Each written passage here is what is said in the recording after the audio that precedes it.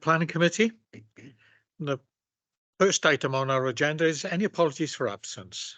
Yes, Chair, from Councillors Mary Jones and Mike White. Okay, thank you. Item 2, disclosures of personal and prejudicial interests. I, on item 1, declare an interest as Governor of Kevin Hengoyd School. Any others? No, okay. Thank you. Item 3 then is the minutes of the previous meeting. You find that on pages 1 to 5. Starting on page 1. Page 2. Page 3. Page 4 and page 5. Somebody move as a true record, please. I move. Thank you very much. And so then we go on to item 4 then is determination of planning applications under the Town and Country Planning Act of 1990. And the first item we have there is Kevin Hengoyd School and Leisure Centre. Thank you, Eileen. Thank you, Chair. Good afternoon. So this application is referred to committee as it is linked to an original application that met the development threshold and went before Planning Committee. Presentation.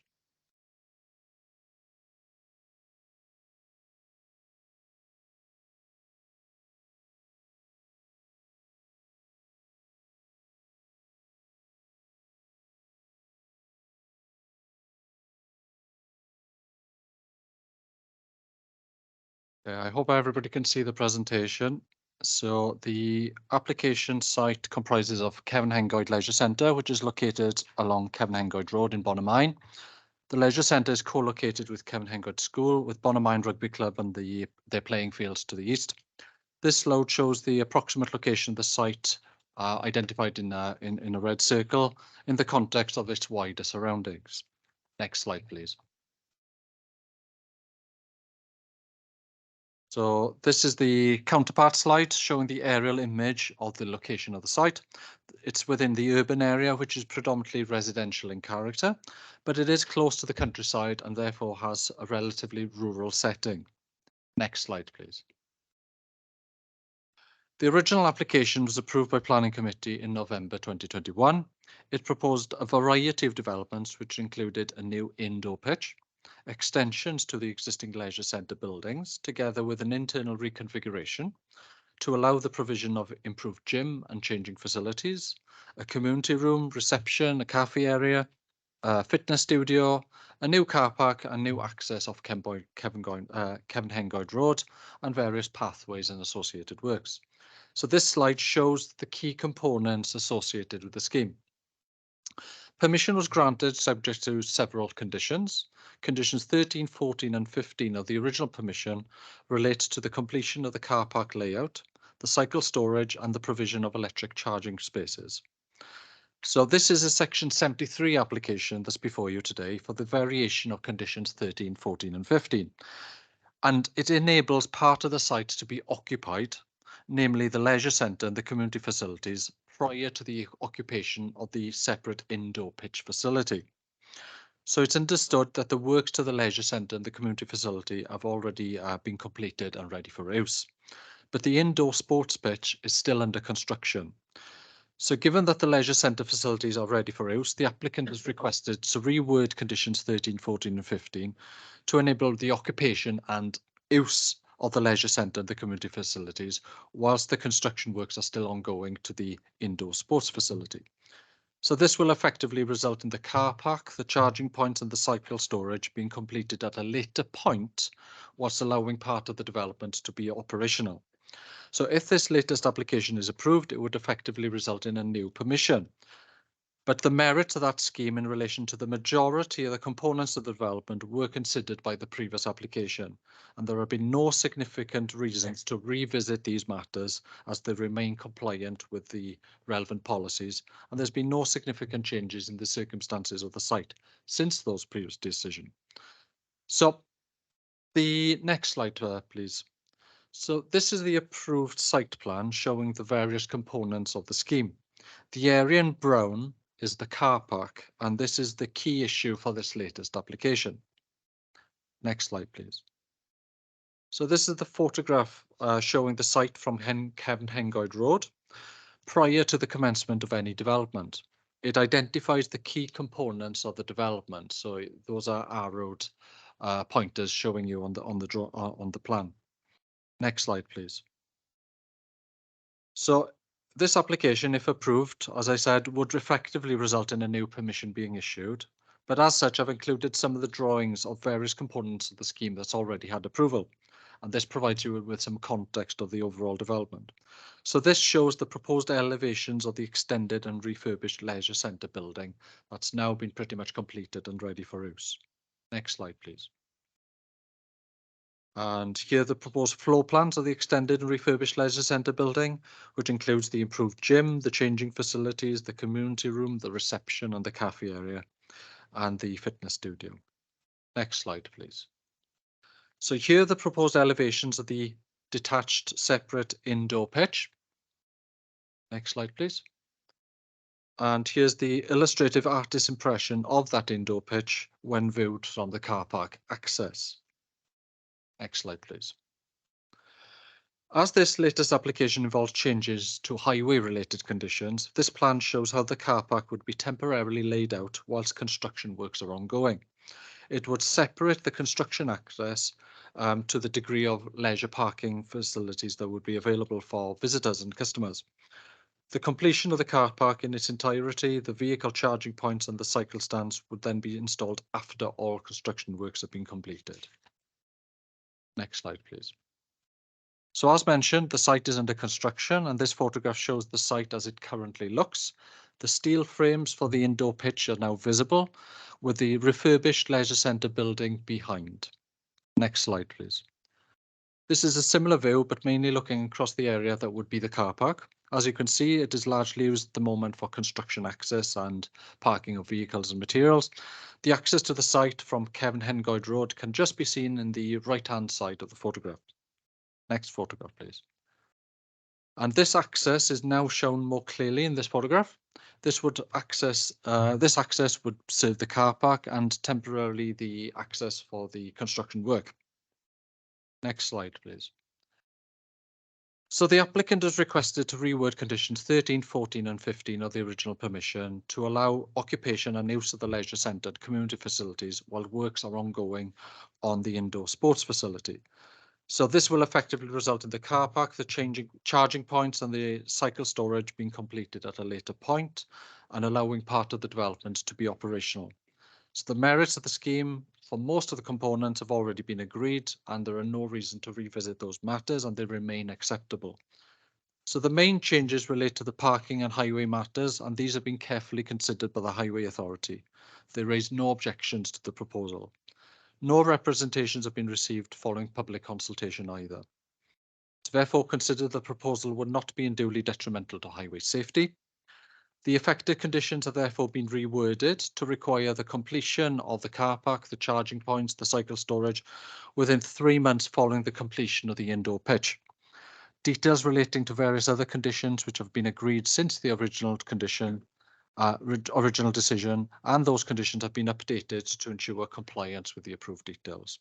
So the recommendation, Chair, is to approve subject to conditions. Thank you. Yeah, thank you very much. Thank you for that. And then we have speaker then, Jamie Rewbridge. Jamie, I can see. Yeah. Over to you, thank you.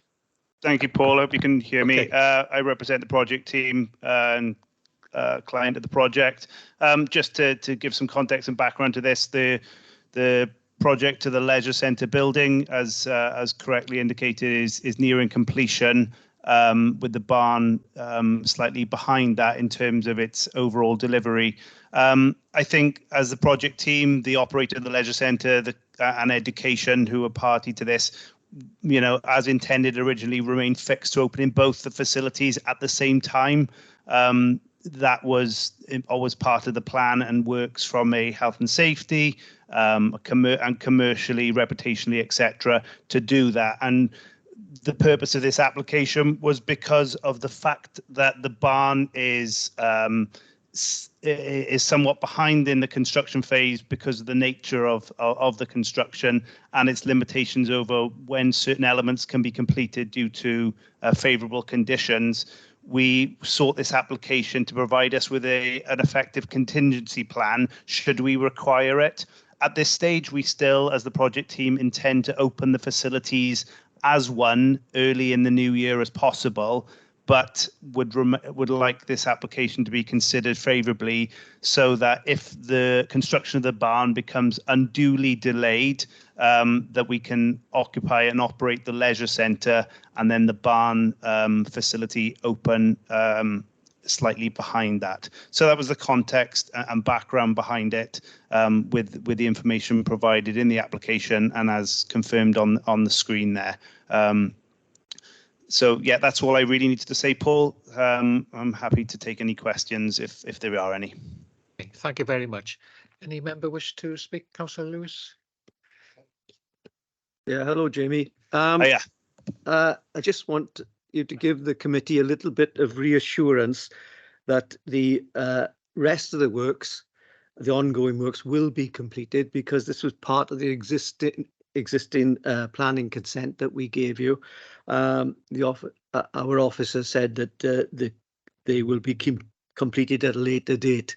That could mean a later date, or does it mean that they are going to be completed as part of the existing planning that we allowed? Thank you. The works, as per what was previously approved, Councillor, have already been awarded to contractor Morganstone, who were on site, and it's in their interest to complete that work as soon as possible. And so the intention is obviously all of that work has been ordered. The equipment and materials are all on site. I guess the delay that we're suffering in regards to the barn is around the finalisation of getting elements of it completed when the conditions allow it to. So yeah, absolutely confirmation that it would all be completed, Councillor. Thank you. Councillor Downing and then Councillor Tribe. Yeah, thank you, Chair. Well, only obviously about the car parking. How many spaces are we going to lose? And are you very happy that what's left is enough for the leisure centre? From the assessments undertaken by our planning consultant, Ian Connew from Arcon, I mean, the purpose of the original application would have allowed for significant mass use of that barn area, which is used by teams, and you could have 20, 30 individuals using that space all at the same time. You aren't going to have that same sort of numbers occupying the site if it's just a leisure centre in operation. So I think the appropriate space is obviously going to be left in that car park to enable that construction works of the barn if that was approved, and so that could continue. But there is sufficient parking available for the use of the leisure centre, given the nature of the facilities in there, in terms of the number of fitness equipment within the gym, classes, small size classes within the studio, etc. The mass use of that site is going to be primarily functioned around the occupation of that barn, where teams of players will be turning up en masse to use that space. So I'm comfortable with that position as it currently stands, Councillor. Okay, Councillor Tribe. Good afternoon, all. Hi, Jamie. Yeah. I think Philip was stealing my thunder, really. That would be my only concern, would be the car parking facilities. Would the current car parking facilities sustain the new development? Would there be any chance of any overflow onto the roads outside, or is it unlikely? Thank you, Jamie. I'd suggest it would be unlikely, Mark, given what the way that it's been configured to enable, if we were to choose to open the leisure centre early with a smaller car park, I think it's more than sufficient given the nature of the facilities. And nothing more to say on that, really. Smashing, thank you. Okay. And some of a bit more local knowledge.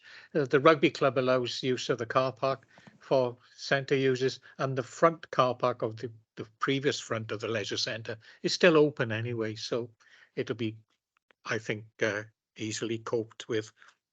So any other member got a hand up? No, can't see anyone. No. Okay, yeah, well, I think it's all been well explained. For myself, as one of the local members, I have declared an interest as a school governor there, and it seems logical way to go forward with this, bearing in mind the hold up with the new barn and the weather and so on hasn't helped us lately. So on that, I got no one else to speak. We can see the recommendation there is to approve.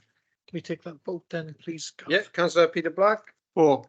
Phil Downing, For. Alan Jeffrey, For. Sarah Keaton, For. Mike Lewis, For. Richard Lewis, For. Nicola Matthews, For. Mark Tribe, For. Andrew Williams, For.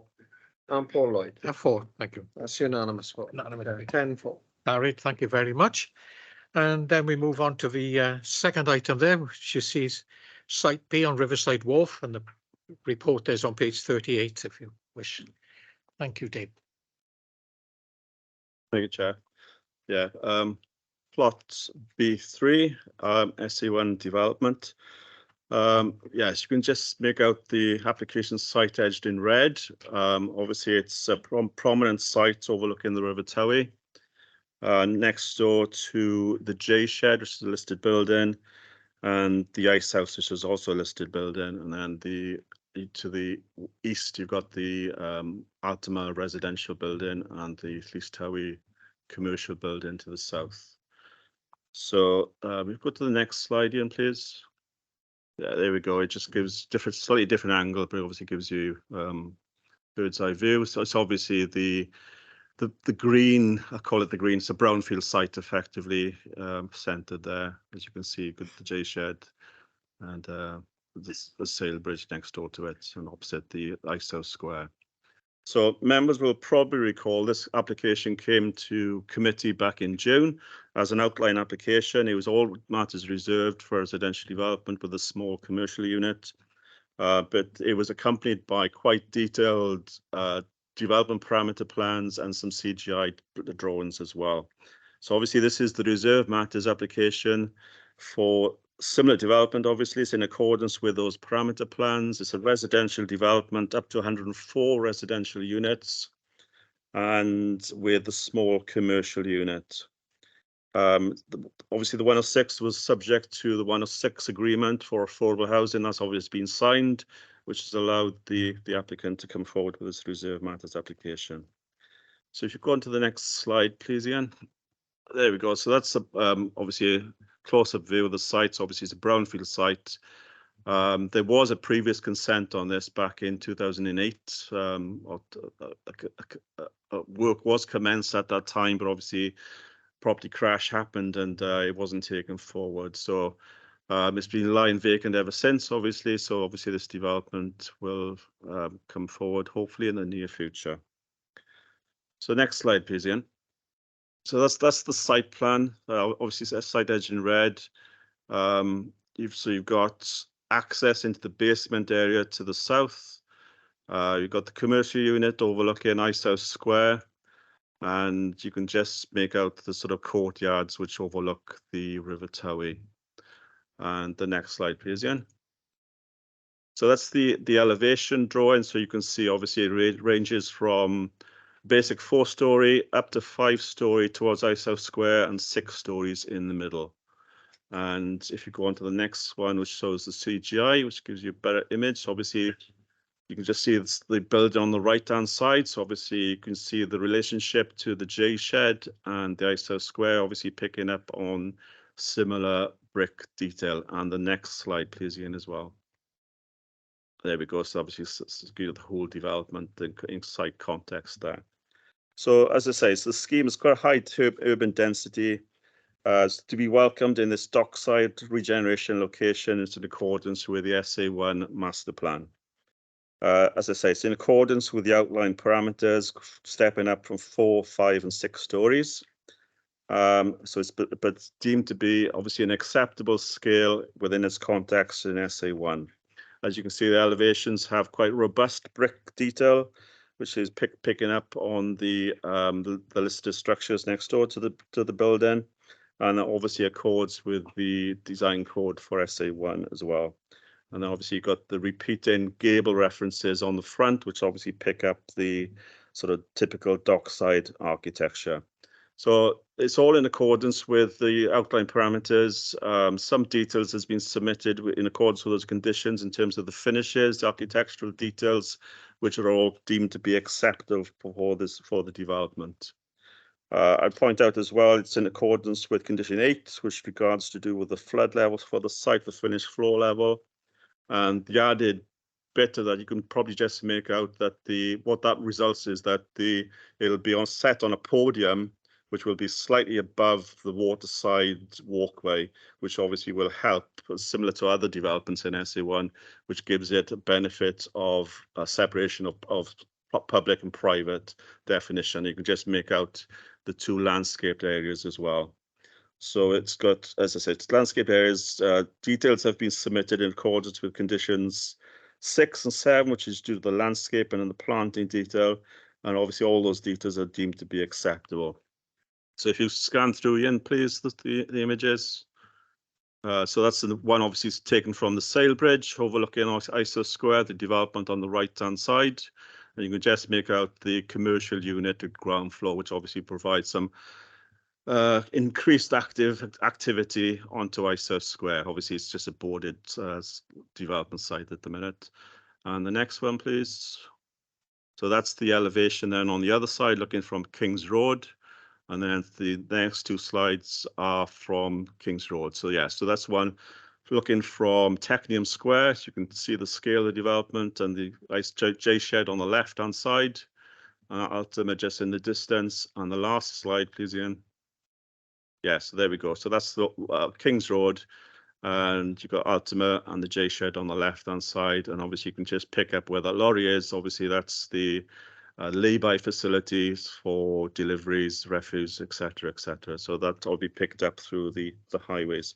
So with regards highways, you'll notice on the update sheet that the highway authority have no further comments other than those because provided at the outline stage. So obviously, in terms of the basement car park in 93 spaces, which was deemed to be acceptable at the sustainable location. It's also got EV charging and disabled parking at the same time, and cycle parking as well. So there's detailed drawings have been submitted of the section 278, the highway works in King's Road, which are deemed to be acceptable. And so obviously the level car parking, sustainable location. So in conclusion, this is residential development. Obviously it's in accordance with the outline permission, and it's in accordance with the development plan in terms of its allocation for residential development in the SA1. So it's all deemed to be acceptable and therefore in accordance with the parameters and recommended for approval. Thank you, Chair.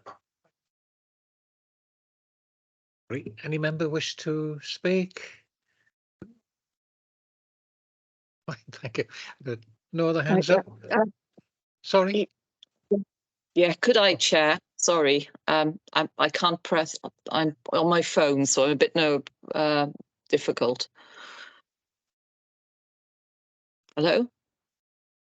Yes, please. Yes, please speak. Oh, yes. Yes. I was just wondering, is there any environmentally friendly things done for this planning? I can't see any solar panels or anything else. I recognise it's flats, but have they done anything to sort of future-proof the buildings? Yes, sorry, I don't know if it was evident on the CGIs, but yes, there are roof panels on the roof, basically. Yeah, so yeah, as development by Coastal Housing and RSL, it will be delivered to quite a high building specification in terms of energy retentions, etc. So yes, it will have a high spec in that respect. Yes. Thank you. Thank you. Okay, thank you. Sure, and I've got no one else who has to speak. No. Okay, well, sorry, John. Thank you, Chair. If I could just make a comment. I cycle along that that route in front of the proposed building, I assume that the cycle path is going to remain there. So Yes, certainly will. Yeah, so you probably know the site. Obviously, it's where the hoarding is at the minute. So it's obviously set back behind the hoarding, obviously. Yes. yeah, so yeah, thank you for that. Yes, it's always been a bit of an eyesore, Yeah. that. So I mean, you've got my support anyway. So thank you. Some reassurance for you there as well. Councillor Black. I just want a highways question really to do with King's Road, because obviously the King's Road comes out on that junction on the east side of the Towie Bridge, and there's always issues of vehicles getting out onto the road there. I think it's Oystermouth Road, whatever it's called at that point. Are there any changes to that junction involved in here? Because I think the more you develop this road, the more there's going to be issues in terms of egress, in particular, off the King's Road. Matt's he with us to answer that one? Thought he was. Oh, he's on his way. He's calling Matt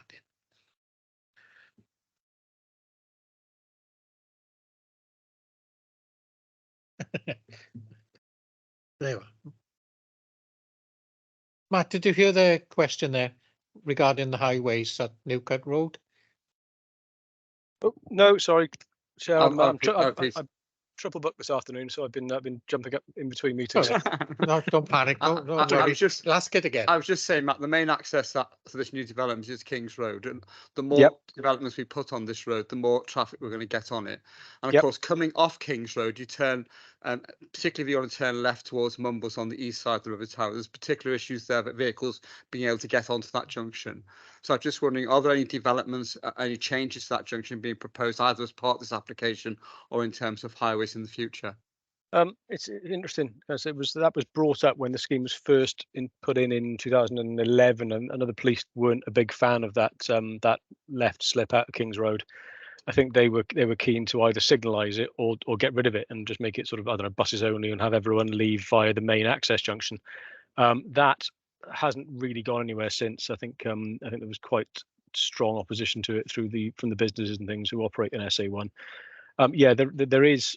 We have got some 106 in the bank from the Crown Student Living Development on the corner, and that is to carry out some modifications to the signal junction on the access. We're going to move the peg crossing over, make it a bit more legible, and eke some more capacity out of that junction to assist people in getting out of King's Road.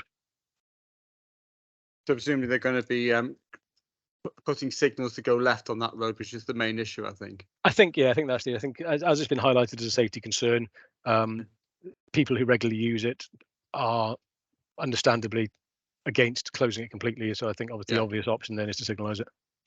Yeah. Okay. Thanks. No other member wish to speak? No. You see the recommendation in front of us there, and is to approve. So we take a vote on that if we can. No, please, Gareth. Yep. Councillor Peter Black. 4. Bill Downing. 4. Alan Jeffrey. 4. Sarah Keaton. 4. Mike Lewis. 4. Richard Lewis. 4. Nicola Matthews. 4. Mark Tribe. 4. Andrew Williams. 4. Paul Lloyd. And 4. Unanimous again, Chair. Thank you very much. That's the unanimous vote.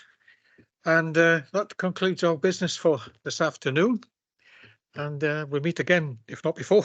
We'll meet again on the 5th of December. Thank you all so much. Thank you all. Thank you. Bye-bye. Time.